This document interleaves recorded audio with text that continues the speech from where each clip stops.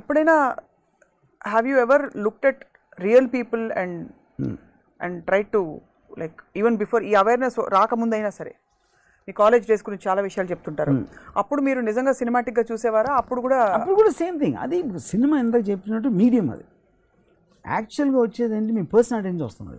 ఆ పర్సనాలిటీ నుంచి వచ్చేది ఇది. ఇప్పుడు నేను ఒక థియేటర్కి వెళ్ళి అక్కడ ఎక్కువ మంది ఆడుతుంటే వెళ్ళిపోయేవాడిని ఇంజనీరింగ్ కాలేజ్ టైంలో. ఎందుకంటే నేను ఆ సినిమా చూసే అట్మాస్ఫియర్ నేను కంట్రోల్ చేయలేనప్పుడు I don't want be A part of that atmosphere. So నేను ఒక డిక్టేటర్ అయ్యి ఉంటే మొత్తం బయటికి వెళ్ళిపోమని చెప్పాను. నా పవర్ నా దగ్గర లేదు కాబట్టి నేను వెళ్ళిపోయాను. Either way I'm getting the same thing, I'm getting things done the way I want. It's a very creative way of living, కానీ it's very scary. Think so, I feel so, ya. I'm sure many feel, నేను feel అవ్వడం కాదు ఇక్కడ. It's very scary because it's almost like either మనం భయంతో block చేసేసుకుంటున్నాం because వాస్తవాలు face చేయలేవని. యాక్చువల్లీ చూస్తే ఒక విధమైన ఫియర్ ఇది, fear of seeing reality. I would say that it's because of my understanding I've crossed over to a cinematic world, or it's an acceptance of a fear. Escaping the real world ki crossing over to a fantasy cinematic world ki difference on. I don't think I'm trying to escape. I want to be in the fantasy world and observe reality. That's what I'm doing actually. ఇప్పుడు ఇన్ని సంవత్సరాలు నా చాతనంత వరకు వాళ్ళకి అంత తెలివి ఉంటే కొంతమందికి నేను అలా చెయ్యి అందించి నా దగ్గరికి తీసుకురావడానికి ట్రై చేస్తూ ఉంటాను. ఒక్కొక్కసారి వాళ్ళు వచ్చిన తర్వాత వాళ్ళు ఇక్కడ డిజర్వ్ గారు అని తెలుస్తుంది. చాలాసార్లు మాత్రం వాళ్ళు నన్ను లాగడానికి ట్రై చేస్తారు రియల్ వరల్డ్లోకి. సో మీరు అట్లా లాగేస్తే మీరు లాగేసి కాదు, అప్పుడు నేను చెయ్యి వదిలించుకుంటా అంతే. అదే కానీ మీరు లాగడమే కరెక్ట్. మీరు లాగేసి పోనీ అటువైపు ఉన్న వాళ్ళని మళ్ళీ తర్వాత నేను లాగటానికి ట్రై చేసినప్పుడు వాళ్ళు నేను చెప్పింది అర్థమైనట్టు నటిస్తారు, లేకపోతే సైక్ అవుతారు, లేకపోతే ఎమోషనల్ దాంట్లోకి వెళ్తారు. మీ పారాడైమ్లో, ఈ పారాడైమ్లో దట్ యు లివింగ్, ఆబ్వియస్లీ ఎవరు లేరు మీరు తప్ప. ఎవ్రీథింగ్ ఎల్స్ ఇస్ అ కల్పన. అబ్సల్యూట్లీ. యథార్థ కల్పితం. ఎక్సెప్ట్ ఫర్ మీ ఎవ్రీథింగ్ ఇస్ అ ఫ్యాంటసీ. ఎక్కడ దేర్ ఇస్ నో, అంటే ప్రతి వాళ్ళకి ఒక అల్టిమేట్ ఫ్యాంటసీ ఉంటుంది. ఒక గాడ్ అనో, ఒక చాలా మందికి ప్రేమికులు, ఒక సోల్మేట్, లేకపోతే ఒక అమ్మ కొడుకుల బంధం, ఏదో ఒక బంధానికో ఒక సమ్ ఎమోషన్కి ఎక్కువ తావిస్తారు. మీ లైఫ్లో ఒక అల్టిమేట్ హై ఇచ్చే ఆ రిలేషన్షిప్ ఆఫ్ ఎనీ నేచర్ ఉందా, వచ్చిందా, వస్తుందా? ఎప్పుడు లేదు. విత్ ద డివైన్ గాడ్ అయితే సమస్య లేదు. అంటే అట్లీస్ట్ బ్యాగేజ్ ఉంటుంది కదా. I might have couple of times in my relationships with women in very early days. But as we are speaking, I don't have a relationship with anybody, any human being or any entity or anything, because I believe that I myself am a fantasy. మీ చుట్టూ ఉన్న వాళ్ళు కొంతవరకు మీ temperament కూడా అలవర్చుకుంటారంటుంటారు.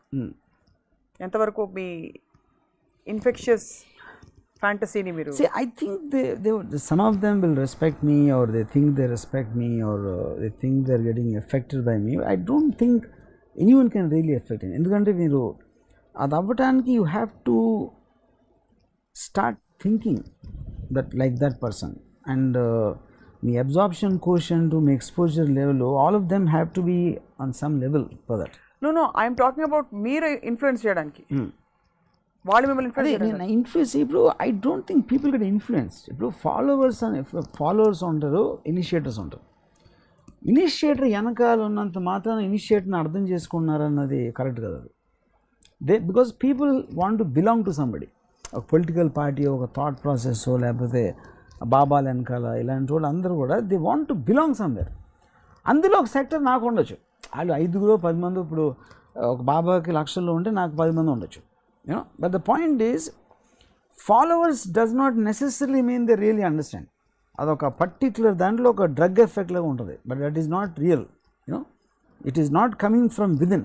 ఎవరో చెప్పారు మనం వాడికి answer ఇవ్వలేము కాబట్టి వాడు కరెక్ట్ అని అనుకోవడానికి నేను చేసుకుంటాను. అది కరెక్ట్. అది నైజం మారదు. And inner calling has. చాలా మంది ఎలా చెప్తారు, అది మీరు భలే చెప్తారండి కానీ మీకే చెప్తారు. నాకు చెప్తానండి, నేను చెప్పడం కాదు, నేను చెప్పింది ఏంటో అర్థమైనప్పుడు నీకు చెప్తుంది.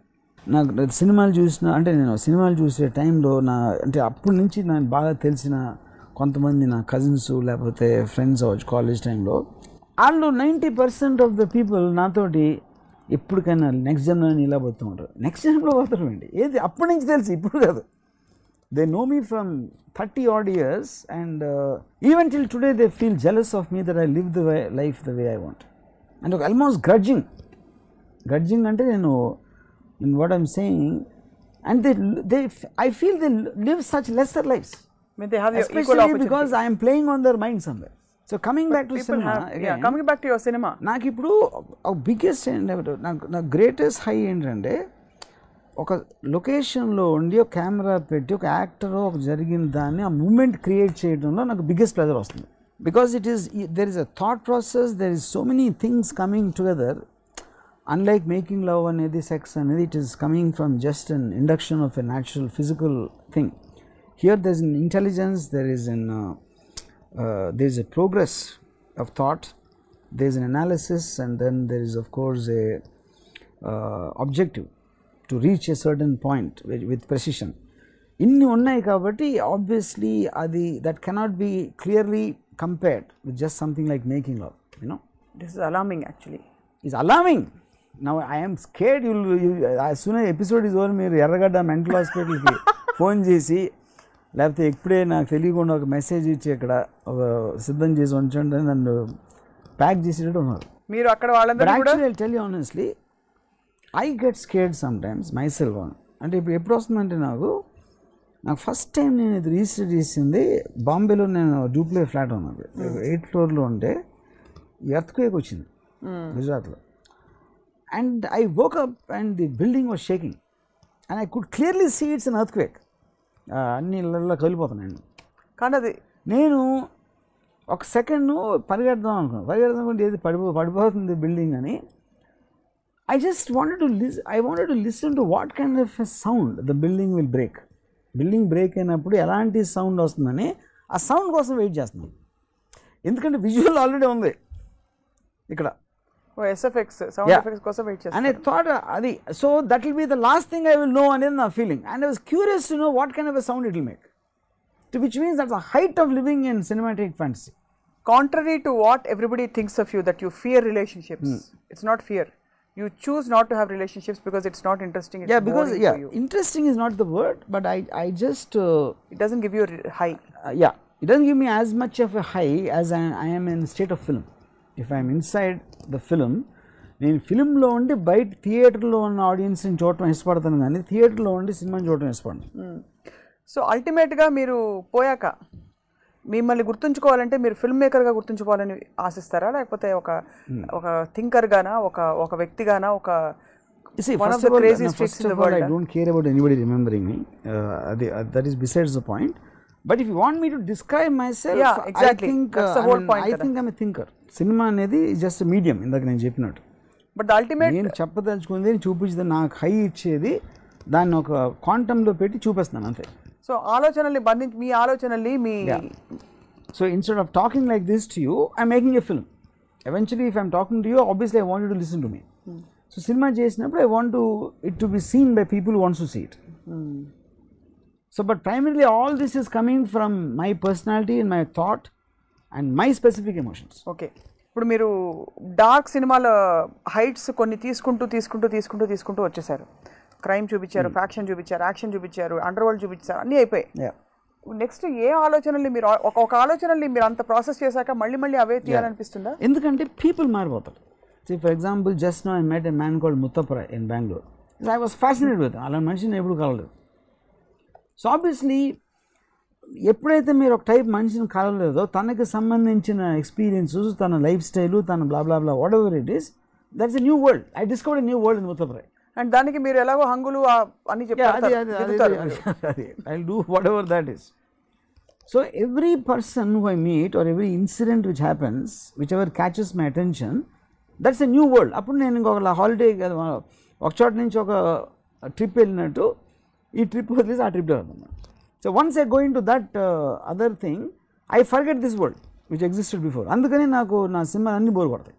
ఏ సినిమా కూడా నేను ఫైనల్ మిక్స్ అయిన తర్వాత చూడను అసలు. ఎందుకంటే అప్పటికే దాన్ని because there is nothing for me to think anymore. అది ఎవడో చూసి బాగాలేదో, బాగుందో, చండాలంగా ఉందో, బ్రహ్మాండం, whatever, that is his perception. Ultimate film Varma గారి నుంచి what can we expect of you, or do you have any measure at all. But already I told, my definition of ultimate film doesn't exist, because ultimate film can exist for a viewer. You కొంతమంది film makers ఉంటారు, నా baby అని my film is my bag, అది నాకు ఇప్పటికీ అర్థం కాదు. అంటే it is like saying I love my self, you know. అంటే చాలామంది డైరెక్టర్స్ నాకు తెలిసిన వాళ్ళు సినిమా ఫ్లాప్ అయినా కూడా స్టాండ్ బై ఇట్ అంటారు. అది ఎలాంటిదంటే ఒక గర్ల్ తోటి even if you don't like me it's okay, I like myself అని చెప్పినట్టు ఉంటుంది. I know who you're referring to. Thanks, let's not get into names. But the point, the important point ఏంటంటే ఇక్కడ, when you are just constantly travelling, ఒక పెట్ట ఉంది, ఈ common నుంచి ఆ కామ నుంచి ఆ కామ ఎగురుతూ ఉంటుంది. అది that's what I describe myself as, and I don't get back. And the moment you go to the other tree, this tree doesn't look valid anymore. So because I experienced it and I left it at the most ఒక మెమరీలో ఉండదు. ఇప్పుడు నాకు Kshana Kshanam cinema ఉంది, I get surprise when people like it, because my memories of Kshana Kshanam are very different. నాకు అసలు cinema అది నేను ఆ ఫుల్ పిక్చర్ చూసేందుకు గుర్తులేదు నాకు క్షణక్షణం యాక్చువల్గా. ఎందుకంటే నేను ఎడిటింగ్ చేసేసి మొత్తం కలిపేసి ఫైనల్ మిక్సింగ్లో కూడా రీల్ బై రీల్ అవుతుంది కాబట్టి టోటల్ క్షణక్షణం వన్ లెంగ్త్ నేను చూడలేదు అంతవరకు సినిమా. బికాజ్ నాకు బిగ్గెస్ట్ హై ఏంటి క్షణక్షణంలో, శ్రీదేవి గారిని కెమెరా ముందు చూసినప్పుడు అయిపోయింది అక్కడే నాకు. దానికన్నా మొత్తం సినిమా చూసి అక్కడి నుంచి ఇలా వచ్చాడు, అక్కడి నుంచి వచ్చాడు, లేకపోతే ఈ స్టోరీ ఇలా జరిగింది, ఆ story I was not interested at all. So అందనంత ఎత్తు ఆ తారా తీరం, అమ్మాయి ముద్దు అప్పుడు ఆ పాటలు నేను అన్నపూర్ణ స్టూడియోస్ ప్రివ్యూ థియేటర్లో చూపించాను శ్రీదేవి గారికి. ఆవిడ నాకు ఇచ్చిన లుక్ అది నాకు హై. అవునా? That is my award. What did she say? I mean what was the look? చిన్న లుక్ అంతే, నేను చెప్పను. But she looked the best she's ever looked in that song. I think so too. So మీ కల్పనలో anybody, చాలామంది అడుగుతుంది, anyone who looks real looks the most beautiful. That's my theory, no, because the emotions are real. Actually Sridevi garu full deglamorize క్షణక్షణంలో. She wore the least makeup and many times no makeup at all. She wore only one dress in the whole film, mostly. No? In spite of that, people think she looks the most beautiful only because she looks real. That is so first time ఆ నిద్రలో వేసినప్పుడు నేను జుట్టు అంతా చెరిగిపోయి, మామూలుగా అన్ని సినిమాలు అంతకుముందు ఫుల్ మేకప్లో లేస్తారు బెడ్ నుంచి, and that's how they used to make. But to her credit, when I suggested she immediately agree. లేకపోతే శ్రీదేవి గారు ఉన్న స్టార్డంలో సడన్గా ఇంట్రొడక్షన్ సీన్లో అంత జుట్టు అంతా చెరిపేసుకుని అప్పుడే నిద్రలేసి అలాంటిది, I mean Dil feel very you know insecure about something like that.